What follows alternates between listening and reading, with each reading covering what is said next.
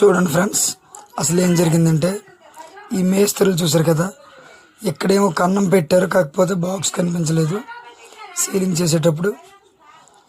ఇక్కడైతేనేమో అసలు ఎక్కడ కొట్టినా అయితే బాక్స్ ఓపెన్ అవ్వట్లేదు, మొత్తం కప్పారు అనమాట. ఈ ఒక దగ్గరే కాదు, ఇంచుమించు 2-3 దగ్గర అలాగే కప్పారు అనమాట.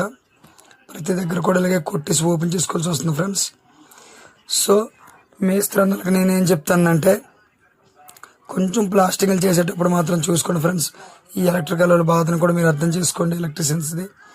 ఎందుకంటే ఇలా కప్పిస్తే మాకు ఆ పాయింట్ దొరకదు, మళ్ళీ కస్టమర్ బాధపడుతున్నాడు ఏంటి ఇలా కొట్టేస్తున్నారని. చూడండి, స్ప్రింగ్ పెట్టి, స్ప్రింగ్ అయితే ఫ్రీగా వెళ్తుంది, కానీ ఇది ఎంతవరకు వెళ్తుందో తెలియక మళ్ళీ దాన్ని పెట్టి దాన్ని కొల చూసుకుంటూ మళ్ళీ వెళ్ళటం పెట్టడం చాలా ఇబ్బంది అవుతుంది ఫ్రెండ్స్. దయచేసి కొంచెం చూసుకోండి ఫ్రెండ్స్, ఎందుకంటే మా బాధ కూడా మీరు అర్థం చేసుకోవాలి. ఇలా అయితే మేము ఎలా చేయగలం. నెక్స్ట్ ఏంటంటే ఆ చుట్టూ మళ్ళీ దాని మీద సీలింగ్ కూడా బిగించాలన్నా కూడా అవదనమాట.